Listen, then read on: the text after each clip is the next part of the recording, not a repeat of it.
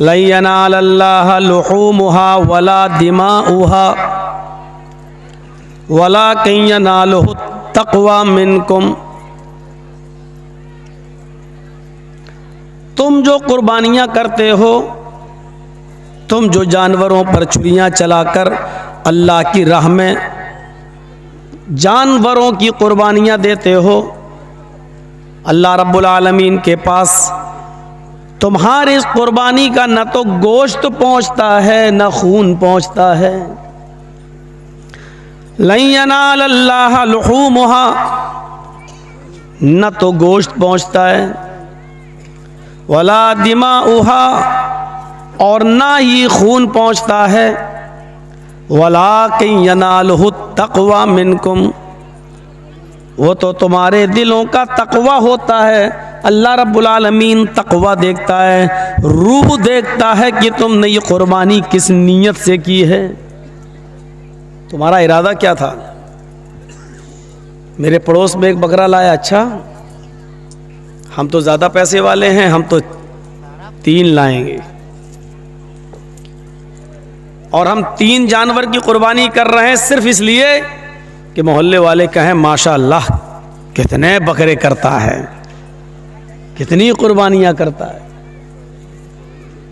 अच्छा ये 10,000 का लाया, मैं 15 का लाऊंगा, मैं छोटे बाप का बेटा थोड़ी हूं। बाहर लेके निकल रहा है जानवर को दिखाते हुए पूरे गांव में, भाई कितने का लाए, 15 का लाया हूं। लोग कहें इबादत की रूह क्या है, तक़वा। बेकार है ये कुर्बानी। और साफ तौर पर कह दिया कि जो तुम कुर्बानियां कर रहे हो, अल्लाह रब्बुल आलमीन को न तो इसका गोश्त पहुंचता है न इसका खून पहुंचता है, वो तुम्हारे दिलों का तक़वा देखता है। तक़वा यही रूह है।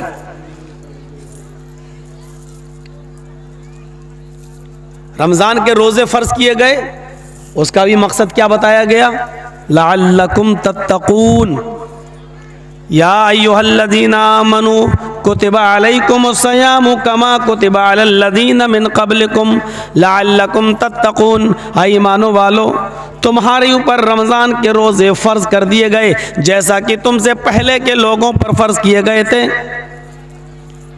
क्या अल्लाह ताला भूखा प्यासा रखना चाहता है? नहीं।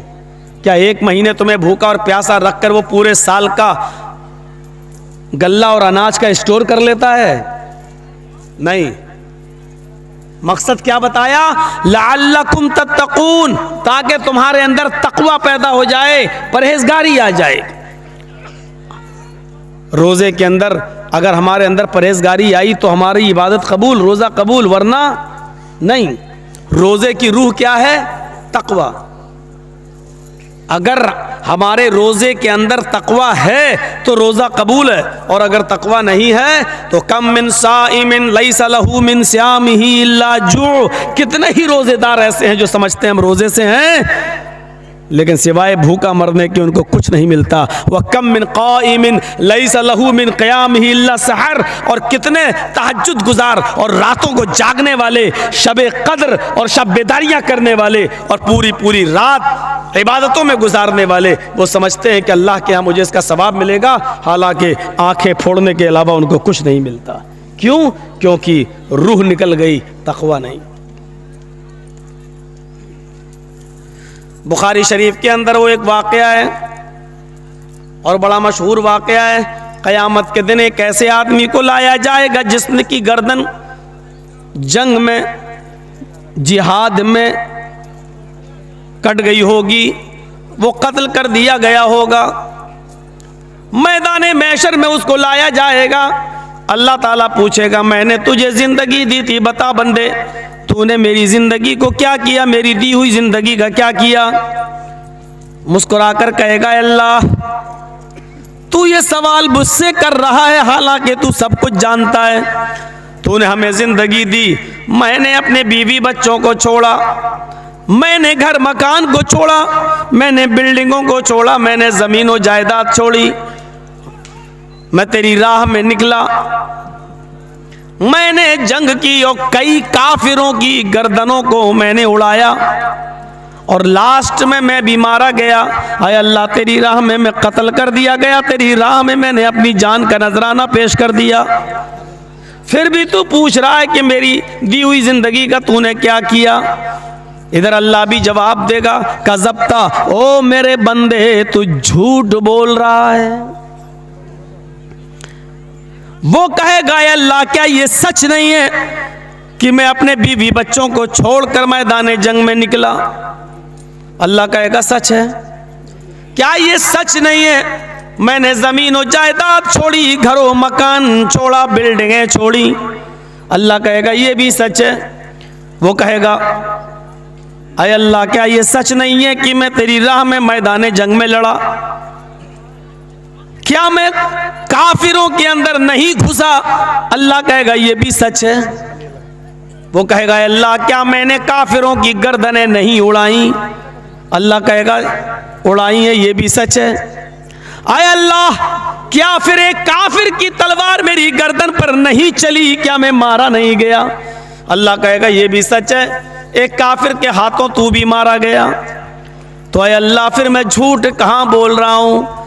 अल्लाह कहेगा ये सब सच है, लेकिन ये झूठ है कि तू मेरी राह में लड़ा, तू मेरी राह में मारा गया, ये झूठ है। बल्कि तू तो मैदान जंग में तलवार चला रहा था, मैदान जंग में तलवार चला रहा था। इस इबादत में, जिहाद जो इबादत है, इस इबादत में तू शरीक था, लेकिन इबादत की रूह तेरे अंदर से निकल गई थी। तू अल्लाह की कलमे को बुलंद करने के लिए, अल्लाह की रजामंदी के लिए, इलाए कलिमतुल्लाह के लिए तू जंग नहीं लड़ रहा था, बल्कि तू जंग इसलिए लड़ रहा था युकातिलु शुजाअतन, तू तुकातिलु शुजाअतन, तू इसलिए जंग लड़ रहा था ताकि तुझे लोग बहुत बड़ा बहादुर कहें, बहुत बड़ा तलवार चलाने वाला एक्सपर्ट कहें, तुझे वीर कहा जाए, बहादुर कहा जाए।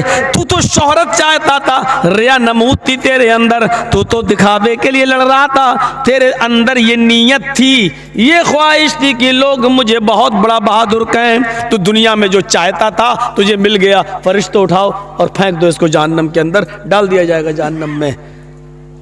बीवी बच्चे छोड़े, जमीन जायदाद छोड़ी, घर मकान छोड़ा, प्रॉपर्टी छोड़ी, कारोबार छोड़ा, मैदान जंग में भी गया, लड़ा भी, काफिरों को मारा भी और मारा भी गया, सब कुछ किया। लेकिन इतनी सी बात इसके दिल में आ गई थी कि लोग मुझे बहुत बड़ा बहादुर कहें। इबादत की रूह मर गई, इबादत की रूह मर गई। इतना काम करने के बाद इतनी सी नीयत अपने अंदर पैदा कर ली, पूरा का पूरा जिहाद खत्म हो गया, इबादत की रूह निकल गई और मरी हुई इबादत की अल्लाह को परवाह नहीं। उठाओ और डाल दो जहन्नम के अंदर।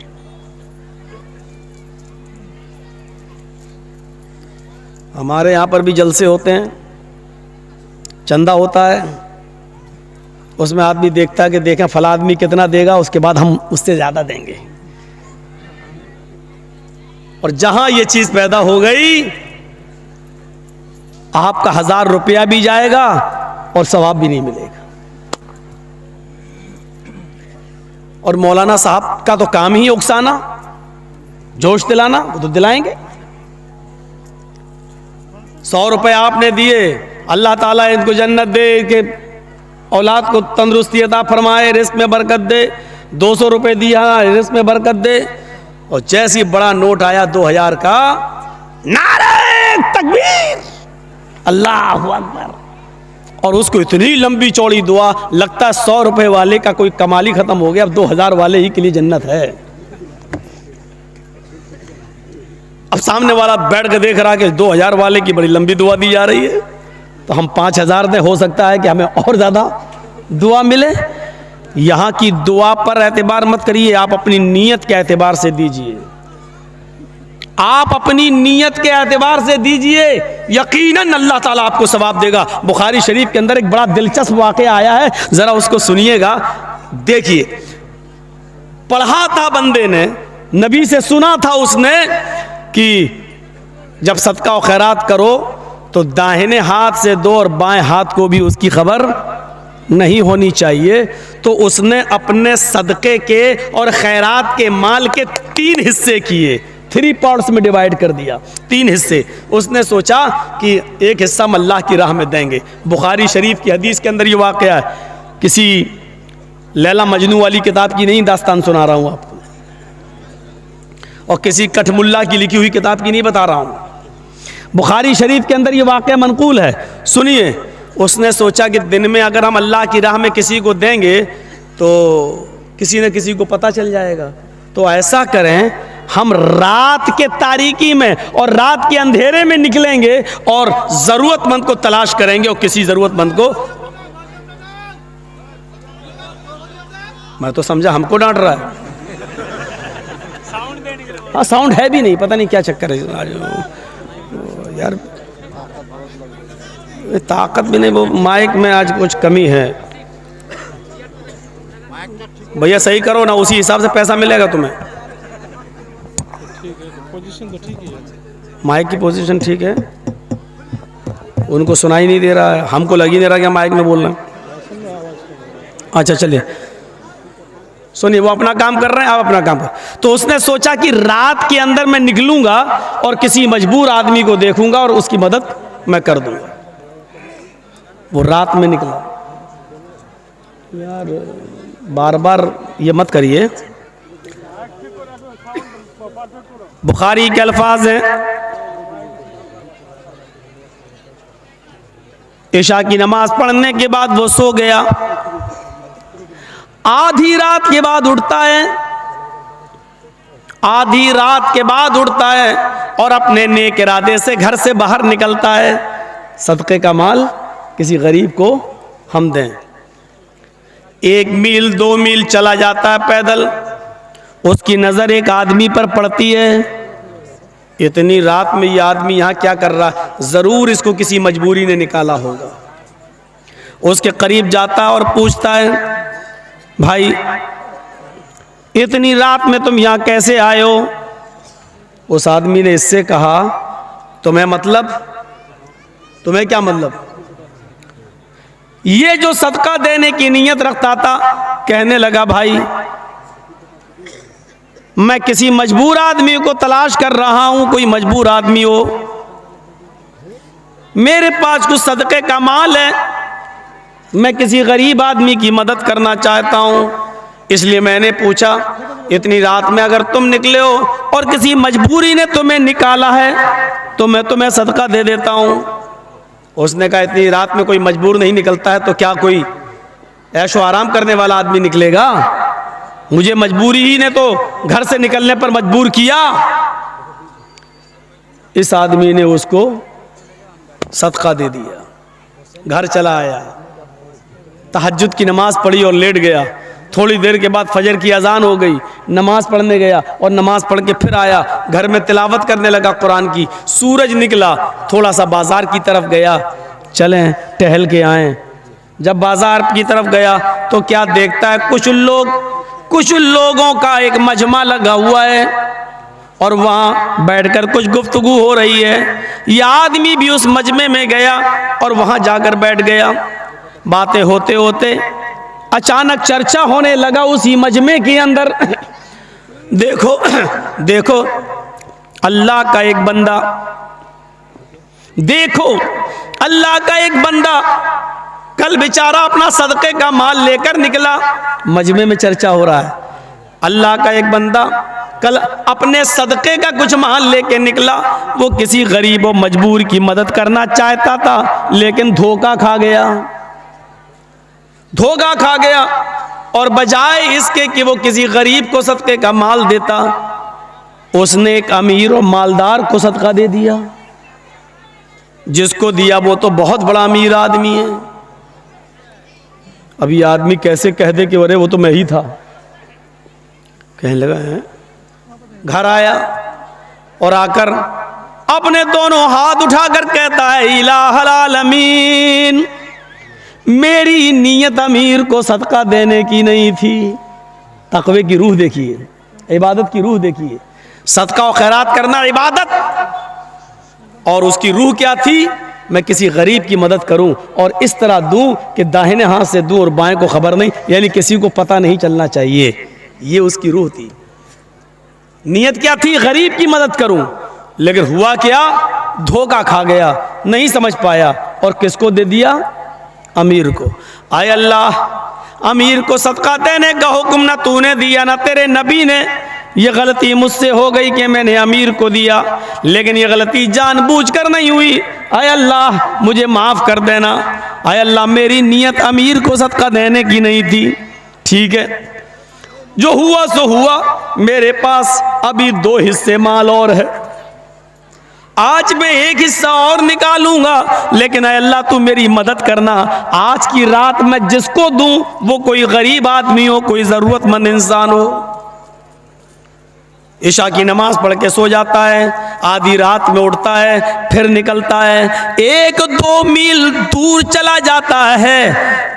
आज भी इसको एक आदमी नजर आया, चेहरा छिपाए हुए था। ये आदमी उसके करीब जाता है, कहता भाई तुम कौन हो?